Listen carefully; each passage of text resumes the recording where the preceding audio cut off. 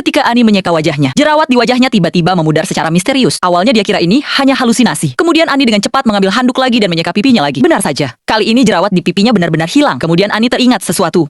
Ternyata tadi siang ayah Ani menabrak seekor anak unicorn dengan mobilnya. Saat itu Ani bingung harus bagaimana. Saat Ani berpikir, justru sang ayah memukul anak unicorn itu dengan sekop sampai mati. Saat itu Ani dan ayahnya berlumuran darah. Ani langsung berpikir kalau ini semua ada hubungannya dengan anak unicorn yang ditabrak ayahnya tadi. Saat ayah sedang membaca tiba-tiba tulisannya menjadi buram. Namun saat ayah membuka kacamata semua tulisan tampak jelas. Ayah menyadari kalau matanya sudah sembuh dan tidak perlu memakai kacamata lagi. Ayah Ani bernama Johnny. Saat ini Johnny seorang pengacara. Kali ini ia sedang membuat surat wasiat untuk orang kaya yang sudah penyakitan dan divonis hidupnya tak lama lagi. Namun tiba-tiba mobilnya di luar bergetar. Dengan cepat Johnny mengecek mobilnya. Semua orang ikut memeriksa keluar rumah.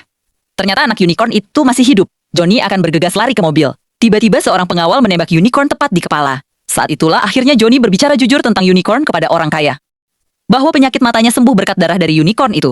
Orang kaya ini mendengar itu tiba-tiba memiliki ide. Dia berpikir kalau unicorn ini memiliki kekuatan magis. Timbul ide di otaknya untuk berniat jahat. Orang kaya penyakitan itu ingin hidup lebih lama. Dia berencana menukar darahnya dengan darah anak unicorn. Mulailah dia meminta dokter untuk memotong tanduk unicorn kemudian menggilingnya menjadi serbuk, menambahkan air dan mendidihkannya. Saat sudah mendidih dia meminta untuk melakukan transfusi darah dengan darah unicorn. Keesokan harinya ternyata benar. Saat ini orang kaya penyakitan itu mengatakan kalau badannya sudah jauh lebih baik daripada sebelumnya. Semua keluarnya sangat senang. Ternyata benar unicorn itu memiliki kekuatan luar biasa. Orang kaya itu memiliki ide jahat lainnya, di mana dia akan meminta pegawainya untuk menggiling seluruh badan unicorn itu kemudian menjualnya.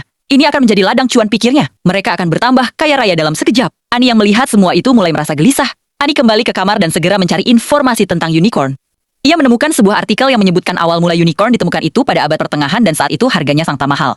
Saat semua orang tahu unicorn memiliki kekuatan, mereka mulai membunuh unicorn dalam jumlah yang besar. Walau unicorn dapat menyembuhkan, unicorn juga akan mengutuk semua orang hingga mereka tak berumur panjang.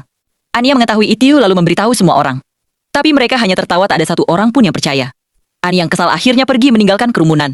Kemudian orang kaya meminta untuk mengemas tubuh unicorn untuk segera dibawa ke laboratorium untuk penelitian. Namun tiba-tiba langit berubah menjadi gelap. Lampu di lorong terus berkedip. Johnny yang penasaran ikut memeriksa. Namun tiba-tiba seorang dokter tertusuk sebuah tanduk. Saat masih bingung dengan apa yang terjadi, tiba-tiba terlihat ada monster di luar. Para penjaga yang mendengar suara gaduh dengan cepat mengeluarkan pistol dan menembak ke arah monster. Suasana yang tenang tiba-tiba terjadi kegaduhan. Saat terjadi pertempuran, Johnny akhirnya menyadari kalau monster itu ternyata adalah orang tua unicorn kecil. Dengan bermodalkan keberanian, orang kaya berniat akan menangkap unicorn dewasa. Tidak semudah itu. Dengan cepat unicorn dewasa membunuh orang kaya dan mati seketika. Semua orang yang menyaksikan itu dengan cepat segera memasuki rumah dan mengunci pintu.